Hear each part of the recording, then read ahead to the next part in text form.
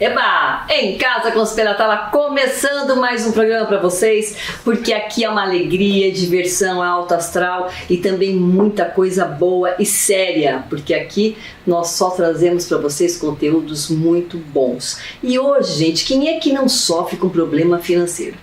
Olha, é um assunto muito pontual, é um assunto que sempre existiu desde todas as décadas que a gente fala, que a gente ouve falar que você está no vermelho, como é que você faz para sair desse vermelho, como é que faz para você ganhar dinheiro, enfim, é tantos itens. E eu acho fundamental este assunto, então nós estamos recebendo aqui com muito amor, muito carinho o Rodrigo Costa, que ele é mentor empresarial. Seja muito bem-vindo, Rodrigo, tudo bem, querido? Muito obrigado, Sibeli, eu que agradeço. É elegante, hein? Posso falar? Além de ser um mentor empresarial, é o empresarial, hein? Muito obrigado. Eu que deixo com moda, tenho que falar, não posso deixar de comentar. Vindo de você, né? Realmente, muito lindo, viu? Seja muito bem-vindo aqui em casa. E é muito esclarecedor também pra gente todos os seus itens, né, que nós vamos abordar daqui pra frente. E agora me fala um pouquinho, antes de a gente começar esse tricô da pergunta, vamos, assim, em cima do seu trabalho, quem é o Rodrigo? Há quanto tempo no mercado? O que te fez levar a ser realmente você estudou o que? Administração? Ciências contábeis. Olha só. Sempre com números.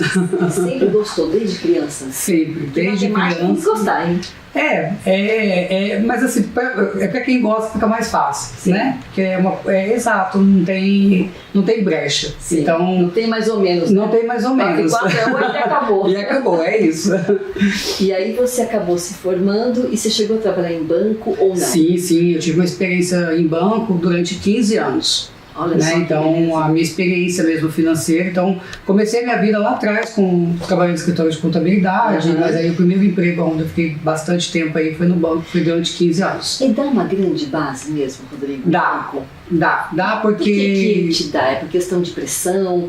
Como é que é meta? O que te faz, né, se tornar uma pessoa um profissional melhor quando você trabalha em banco? Então, tem o esquema da pressão, né? Isso o tempo inteiro. A gente brinca muito que quem trabalha com meta hoje é ingrato, né? Porque fechou o mês, começa de novo. Não tem respiro, né? Exato. Só que aí depende de como você vê isso na sua vida, né? Porque o banco está pedindo a meta ali, mas você também tem a sua meta pessoal. Então, se você traz isso para sua vida também, você vai começar a alcançar os seus objetivos mais rápido. Então, tudo depende de como você vê, né? E eu sempre gostei, eu sempre fui muito competitivo. Então, falou de meta, eu vou buscar. Então, né? E quando a gente fala de meta, não tem como ser diferente, é número. É regra, né? É entender a regra e saber jogar. E você sempre foi uma pessoa ambiciosa? Ou não? Você nunca foi? Na verdade, eu sempre fui. Eu sempre gostei de dinheiro. Não, eu acho que quando você fala de matemática, eu já estou analisando ele como psicólogo aqui sempre. Mas é verdade, eu acho que tem um fundamento, né? Acho que dificilmente uma pessoa trabalha no banco, ou ela faz administração, ou ela mexe com dinheiro, não sendo ambiciosa. Eu vim de família muito simples, né? Eu sou de interior, sou de Taubaté. Olha só, eu sou de Tupã. Então. E aí, né, quando você fica numa cidade grande, você fica mais limitado. Sim. Né? Mas eu sempre queria, assim, eu quero São Paulo, ver a Avenida Paulista, aquele pessoal andando de terno, gente, é isso que eu quero. E isso foi muito prático para mim, né? Então eu entrei lá no banco de fato, em Taubaté, né? Comecei lá, mas aí o banco vai te moldando, você vai tendo network, você vai convivendo com outras pessoas e a sua cabeça vai ampliando. Com toda certeza, e ele se torna pequeno. E aí eu consegui, enquanto os meus amigos lá com 17, 18 anos, todo mundo queria tirar a habilitação e comprar seu carro, o meu projeto já era outro, eu já queria a casa.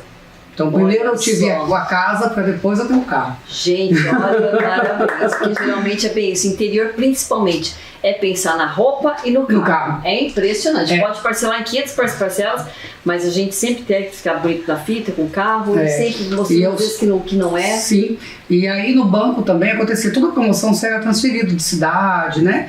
Então onde geralmente as pessoas alugavam, e aí eu disse, não vou alugar, eu financiava. Então o banco me dava uma verba, porque ele, né, pagava pela locação, e aí, ao invés de eu pagar aluguel, eu já pagava o financiamento. Eu já tinha o domínio ali, estava dentro do banco, fazia a operação, e nisso eu fui adquirindo um patrimônio. Né? Então, em 15 anos... Né? Nossa, foi muito novo. Né? A minha primeira casa eu tive com 18 anos. Eu não acredito. 18 anos. Rodrigo, ensina tô até de boca aberta. Você precisa ensinar essas regras. Ensinar essa matemática pra gente aí, né? Olha, meu filho, eu com 60 anos, tá muita coisa pra Mas eu costumo dizer que o dinheiro é uma energia, né? Ele só muda de mão, mas ele não acaba. Então você tem que saber para onde que a maré está indo para você seguir. Né? Então toda vez que tinha financiamento, por exemplo, época de pandemia, enquanto estava muita gente sofrendo, né? Televisão mesmo, como é que eu posso dizer, empresas de formaturas, restaurantes, eventos, né? Mas foi onde eu mais ganhei dinheiro. Porque o banco, né, o governo baixou as taxas aí para aquecer o mercado. E aí foi onde eu abracei a causa aí. Por exemplo, você, para dar uma lição, né, para o pessoal de casa que está nos assistindo agora, pessoas que são mais novas, pessoas que estão começando a vida de repente também, que tem esse intuito como você, esse dinamismo dentro de si. Você acha que muitas vezes na sua vida você lá atrás deixou de sair para poder realmente poupar seu dinheiro? Você tinha objetivo, você tinha uma meta? Eu sempre... Você deixou de ir para a baladinha, sei lá, enfim. Não, na verdade, eu sempre aprendi, a gente brinca muito isso no banco, né? Que quando você vai investir em algo, você tem que colocar, né, os seus ovos em cestas diferentes. Então eu gastava um pouco sim para poder ter a diversão, gastava um pouco, investia um pouco, então estava sempre assim, sempre bem dividido. E até o dízimo na igreja eu dava. Então é uma prova que ganhando pouco, ganhando muito, se você administra, você consegue. Então, por exemplo, vamos começar do beabá. Vamos dizer que eu ganho R$3.000 por mês. Como é que você faz essa logística em relação a eu poupar ou dividir em 3 partes? Como é que é? Eu divido em 3 partes que seriam 3 mil? Na verdade, o que a gente fala, né? A gente faz uma reserva de emergência, que a gente brinca, que é 10%. Então essa reserva é um dinheiro que já tem que tirar. Eu já tiro, não conta mais com ele. Bota onde? Uma poupança? Na verdade, tem vários investimentos. Certo. Né? Eu prefiro a previdência privada. Porque é um dinheiro que eu não quero sacar. Se eu colocar na poupança, tudo que é muito fácil, a gente primeiro coisa de largar. Sai fácil. Então, colocar né, o brasileiro ele tem uma cultura de ele não guardar dinheiro, mas se ele tiver boleto, ele paga. Né? É uma dinâmica que funciona muito bem no país. Tá. Então você fala assim, eu vou guardar dinheiro. Não, você guardou dinheiro, mas aí chegou o final do ano, é uma viagem, os amigos vão lá, vou tirar e vou. Né? Vou comprar uma roupa, porque então, a gente é assim. Bota na previdência. Eu coloco na previdência. Deixa lá, esquece. Deixa lá, esquece. Porque justamente a ideia é que aquilo me complemente lá no futuro. Porque eu não vou poder contar com aquilo. Tá. Né? E aí o restante, o que você faz? Aí exatamente isso. Aí chegou 2.700. Aí eu já calculo o meu custo mensal, o que eu vou ter de custo mesmo mensal. E eu já vou também me dedicando a estudo, uma parte eu gasto com estudo, uma parte eu gasto com saúde mesmo, com academia, essas coisas que eu também gosto bastante. E aí nisso eu já consigo diversificar os meus gastos. Então eu sempre sou muito metódico com relação ao dinheiro. As pessoas até falam... você deve ser muito organizado. E eu sempre fico estudando. Demais, porque eu não sou assim. Eu não consigo ser assim. E muitas vezes eu não gasto nem tanto comigo assim, mas eu vou gastar. Como diz minha filha, ela fala que às vezes o gasto que a gente tem maior é que são com coisas pequenas. É isso. Tipo, foi na padaria, gastou R$50. É onde você não vê. Exatamente. É isso mesmo. Porque assim, as pessoas, elas sabem o quanto elas ganham, mas elas não sabem o quanto elas gastam e para onde o dinheiro vai. Né? A maioria das pessoas que me procuram para mentoria fala exatamente isso. Nossa, Rodrigo, eu estou faturando, eu estou ganhando dinheiro, mas eu não sei para onde está indo. Mas é por conta disso. Né? A padaria, o shopping, então roupa. Você tem que botar no papel também? Então, tipo, saída, né? Não, então, antigamente eu fazia isso. Hoje eu já não preciso. Quando eu começo com alguém, é um trabalhinho chato. As pessoas não gostam muito não, tá? Mas é o caminho. Bem chato. Porque você tem que ver com o que você está gastando. Né? Hoje eu já tenho um controle, já separo um cartão para... Né? Hoje, coisa de casa, é um cartão. Né? Coisa de investimento é outro cartão. Então eu já separo por ali, então já fica para mim bem tranquilo de visualizar. Mas enquanto a pessoa não tem esse costume, fica mais difícil. Agora, então tem que anotar. Entendi. Quando você saiu do banco, você foi para onde? Você passou a trabalhar? Isso. Aí eu pedi demissão no banco, porque já tinha ganhado algumas campanhas. E aí eu ficava vendo, né, os banqueiros ganhando dinheiro. Eu disse, nossa gente, mas eu já consigo fazer, né, alguns produtos do banco eu já sei vender. Né? Então aí eu fui para a área de consignado. Onde era aquele da área de crédito para pensionista, aposentado. Não, é o empréstimo que se conta direto do Orelite ou do INSS. Sim. Então, assim, foi uma época que eu também ganhei bastante dinheiro. mas eu não estava muito feliz com o público que eu estava trabalhando. Não era o perfil de público que eu queria. Certo. E aí, conversando com o network que eu tinha, geralmente na área financeira, tinha algumas pessoas fazendo financiamento imobiliário. E aí eu já era apaixonado por imóvel, porque imóvel para mim é a única coisa que não desvaloriza nunca. Pode cair por terra, tudo, mas o meu imóvel não cai. Então você também acha que o imóvel hoje é fundamental? Tipo, você tem o seu imóvel, mas assim, investir em imóveis. Com certeza. Imóveis pequenos, onde você tem um giro mais rápido? Então, aí depende do que eu quero fazer. Hoje, o que eu aconselho os meus clientes a comprar, por exemplo? Vai comprar um imóvel, o Airbnb está muito na moda. A procura por hotéis acabou praticamente. As pessoas têm procurado Airbnb.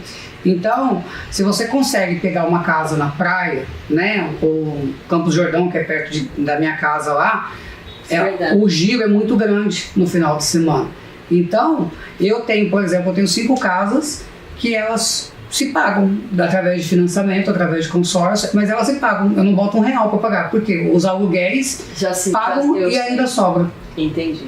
Sabe uma coisa que eu estava reparando esse tempo atrás, que eu estava escutando inclusive de pessoas de corretores.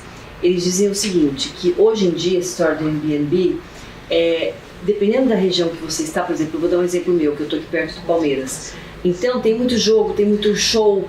Então as pessoas hoje em dia, eles vêm do interior de São Paulo, ou vêm mesmo numa caravana e tal, para eles é um evento bacana de vir para São Paulo, e acabam, quem é palmeirense roxo, quer ficar próximo da região. Sim. E aí eles têm muita gente comprando imóveis pequenos para poder alugar e fazer disso. Então por isso que quando a pessoa vai comprar um imóvel, ela tem que entender aonde que ela está comprando. Isso é muito importante.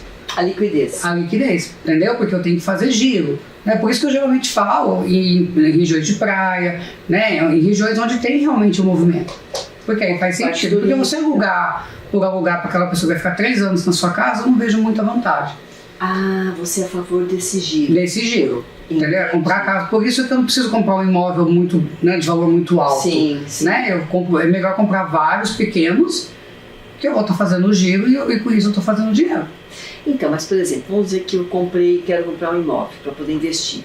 Como é que você faz a conta para eu ter certeza de que aquele imóvel vai ser bom para mim, porque ele vai render X? Qual é a base de porcentagem que você acha que é considerado bom quando eu compro um imóvel para ele poder me render? Então, o que acontece? Tem que ser hoje, vamos pensar, hoje a gente está num cenário que a Selic está, porque isso muda muito também, de tempo em tempo. Tá. Hoje a gente está num período onde a Selic está um pouco alta, então automaticamente o meu dinheiro que está aplicado em renda fixa está rendendo legal, mas não é um cenário correto. Geralmente rende muito pouco. Entendi. Então, eu tenho que analisar se eu estou comprando. Esse ano é um bom período para comprar, porque não é uma regra geral. Sim. Entendeu? Então, tem épocas que vale mais a pena você pegar seu dinheiro e deixar investido, e tem época que vale mais a pena você comprar imóvel. Então, na dúvida, um pouco eu invisto para ter liquidez e outro eu faço com imóvel. Então, eu sempre vou jogando, porque é exatamente isso. Tem hora que eu ganho num lado, tem hora que eu perco no outro, mas se eu conseguir empatar, eu vou estar sempre ganhando. Então, e eu analiso geralmente a região. Quando eu vou ver uma questão de imóvel, eu estudo a região, como é que está, exatamente, o que tem perto, o que as pessoas vêm procurar, estudante, o que é, justamente para poder fazer o giro acontecer. Sim. Agora, vamos focar agora em empresa, tá? Empresa, gente. Fala, Claudinho. Ai, gente, preciso falar da Falando em empresas, Falando em empresas, tem aqui uma grande empresa, Silver King Doctor. Gente, presta atenção.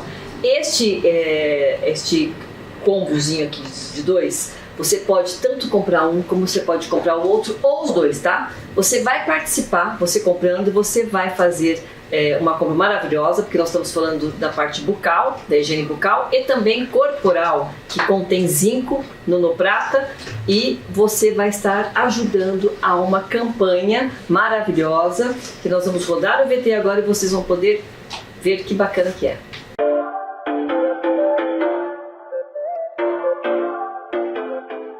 Silver Clean Doctor, o desodorante 3 em 1 que te protege por até 12 horas. Imunozinco, o suplemento mineral que te protege de dentro para fora. Desenvolvedora desses 2 produtos, a Ética do Brasil está lançando a campanha Bem da Madrugada. Acessando o site www.imunozinco.com.br, você adquire seus produtos e, ao pagar, 10% do valor é revertido para o Instituto Somando Mais Ações. Acesse www.imunozinco.com.br, adquira seus produtos e ajude a transformar vidas. Campanha Bem da Madrugada, uma iniciativa ética do Brasil, nanotecnologia. Boa, viu só? Faça também a sua comprinha, gente. Você também, né, Rodrigo? Esse eu tenho em casa, sabia? Esse aqui eu tenho. Esse eu não tenho, esse eu tô tendo. Pois é, esse daqui é o bucal. Deixa um hálito delicioso e fora que também tem a parte de zinco, né? No nanograma, no prata que eles servem pra gente também. Bem, falando em empresa, né? Como é que é? Eu quero abrir uma empresa. E aí, como é que é abrir uma empresa? Eu preciso do quê? Em relação à sua ajuda, por exemplo. No caso, você pode, vamos supor, eu posso te contratar? Sim. Para eu poder montar a minha empresa? Com certeza. Hoje, o meu foco hoje é com empresas.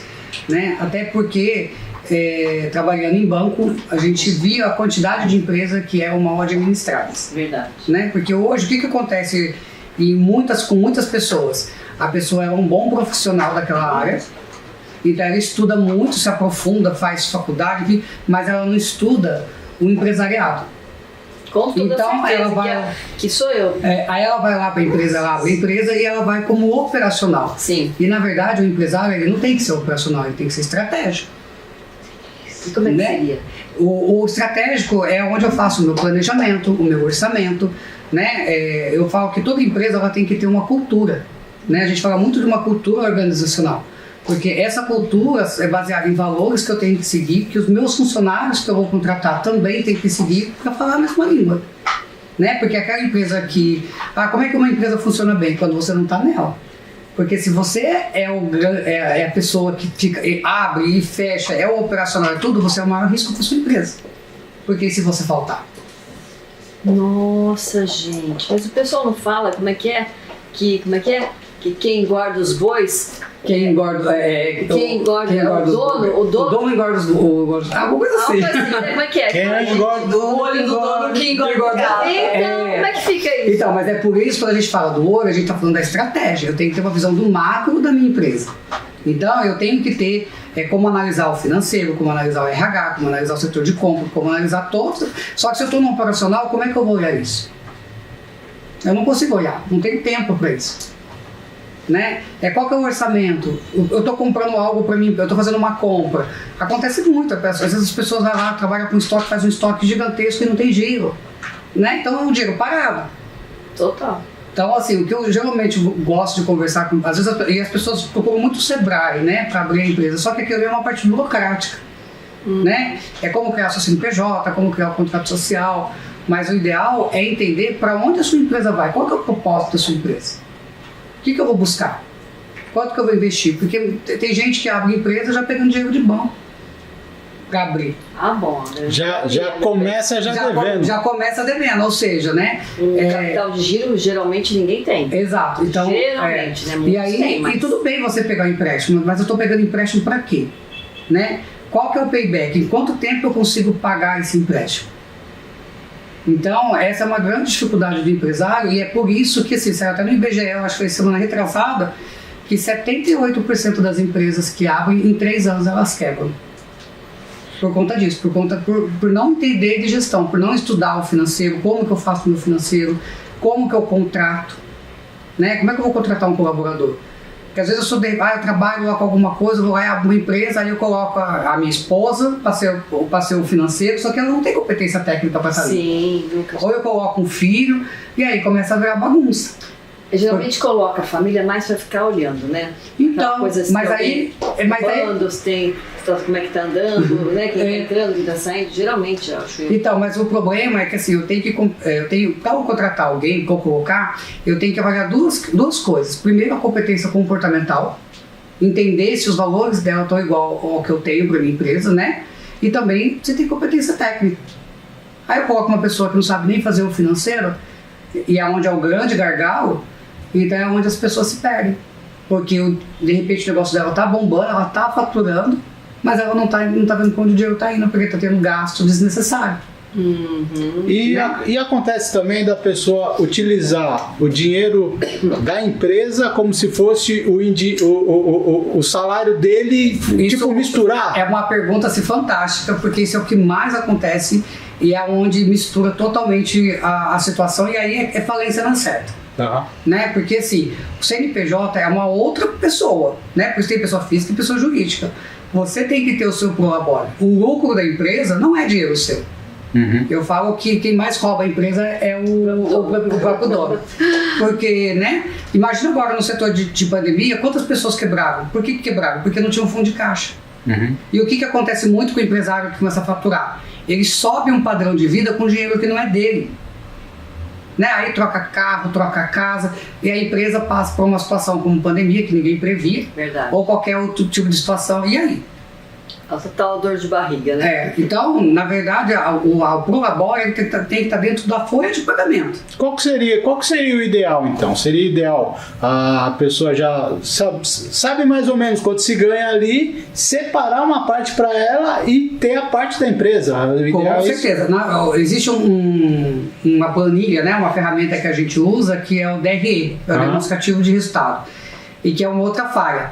As empresas fazem depois que acaba o mês. Aí não adianta mais, porque é chorar leite derramado. E eu já faço o inverso. Eu faço o orçamento e a gente vai em busca desse orçamento. E ali sim a gente coloca justamente isso. A retirada dele é pro labore. Né? Então, do mesmo jeito que eu pago um funcionário, eu também vou me pagar. Sim. E como que eu calculo isso? Olha, quanto que, né, um profissional que fosse fazer o meu trabalho custaria? Exatamente. Esse é o pro labore. Aí beleza, paguei todas as contas, sobrou dinheiro, ok. Só que esse dinheiro ele tem que ir para um fundo de caixa da empresa, porque essa empresa existe para quê? O que eu quero dessa empresa aqui esses meses? Eu quero crescer, eu quero fazer uma filial, e da onde vai vir o dinheiro? Então teria que separar em 3 partes, é isso? Na verdade em 2 partes, né? Porque ainda tem o custo que a empresa tem. Sim, na verdade o DRE ele é constituído da seguinte forma: primeiro é o custo fixo, né? Depois o custo variável. Aí nós temos as receitas, depois vem as distribuições aí do sócio. Quando a gente fala do recurso, da receita que entra, primeiro você vai pagar, né, as despesas, isso não tem como. Só que o seu prolabore já tem que estar ali dentro. Entendi. Né? Porque não é justo, né, você deixar para receber por último. E o que acontece muito, tá? Às vezes a empresa paga todo mundo, paga isso, paga aquilo, paga isso, e ele não recebe. Na hora que vai pegar o dele já não tem mais nada, entendeu? Mas aí é uma questão de se organizar mesmo para que isso não aconteça, porque senão, aí é aquele negócio, chega no final do mês, aí já vem aquela coisa, né? Não tirei dinheiro, né? A gente brinca muito que é o escraviário. Sim. E fala uma coisa, o seu papel hoje, Rodrigo, por exemplo, você dá consultoria nas empresas, né? Em microempresas, até numa pessoa de repente que é de repente pessoa física, de repente, tudo bem, mas ela está montando a sua loja, mesmo que seja pequena. Como é que é o seu nicho? É para vários tipos? Eu costumo segmentar, né?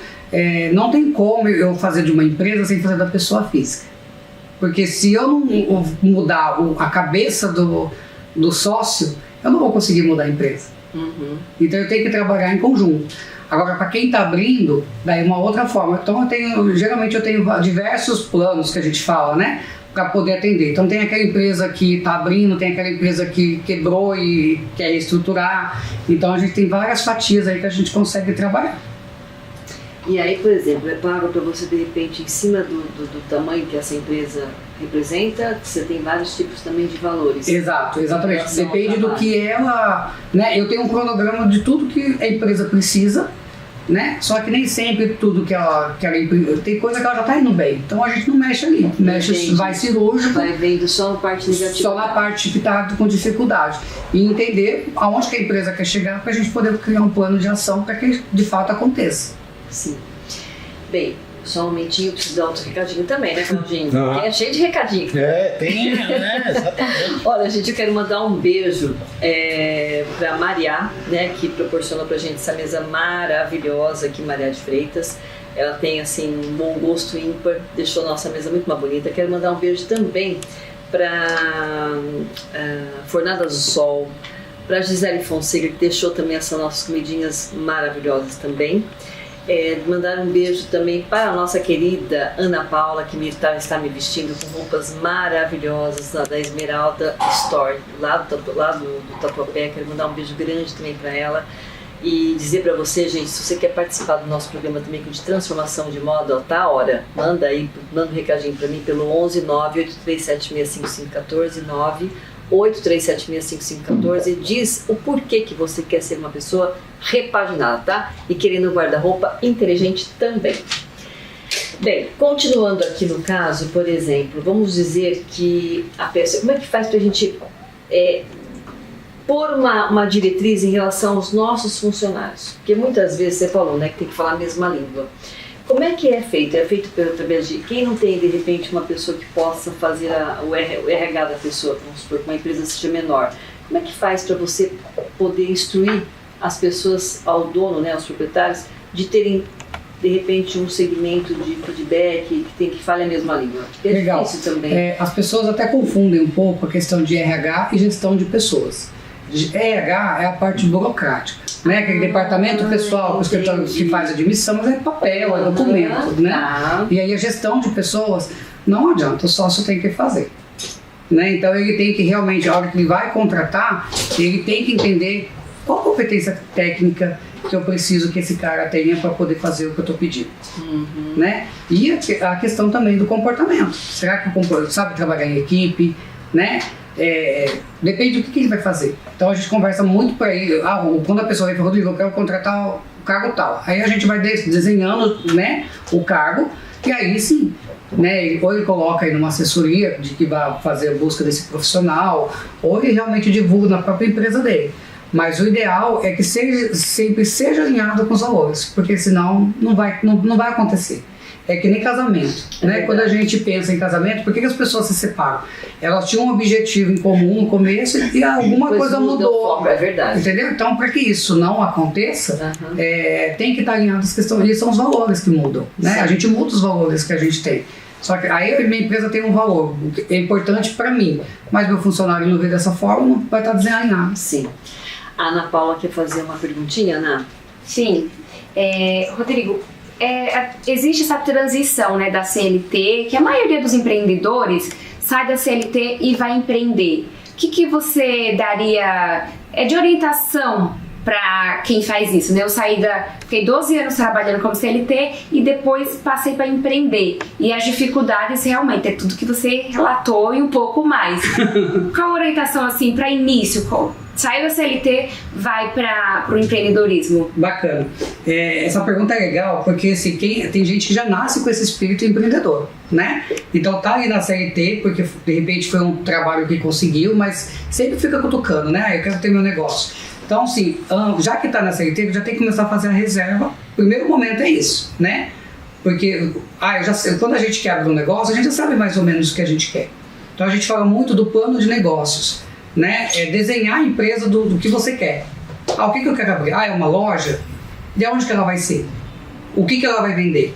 Para quem que ela vai vender? Porque tem muito isso, né? Sim. Às vezes as pessoas quer vender pro, né? A gente deve brincar pro povão. Então, aonde que eu vou colocar? Eu coloco lá no Brás. Sim. Eu quero vender para um povo alta renda. Eu vou lá para o Iguatemi. Sim. né? Então, assim, não adianta eu pegar... É importante também. Exatamente. É nichar o público. Então, posso... Pode obrigatoriamente. E aí, a orientação que eu dou é justamente isso. É fazer uma avaliação dos seus valores, né? Do que você quer buscar, quem é o público que você quer buscar, justamente para desenhar esse plano de negócios. Porque aí fica mais fácil, depois estudo de viabilidade na mão, você sabe para onde você vai. Nossa, perfeito. Rodrigo, quero você mais vezes aqui. É o máximo, amei. Deixe seus contatos, por favor, e muito obrigada. Imagina. Bom, eu tenho um Instagram, né, que é o R Costa Finanças. Então, tem conteúdo no YouTube, tem bastante coisa, bastante dicas, mas pelo Instagram a pessoa já consegue buscar tudo e mais um pouco. Vou mandar um beijo também. Fala de novo, por favor. R Costa Finanças. E lá no canal a gente já tem YouTube, tem vários... As redes sociais são todas vinculadas. Muito bom. E ó, gente, quero mandar um beijo pro Paulinho também, pro Paulo Fonseca Bárbaro, que foi quem fez a ponte aqui com o Rodrigo, pro Beto também. E ó, entre nas nossas redes sociais, Rede STP TV. Beijo. Tchau, tchau.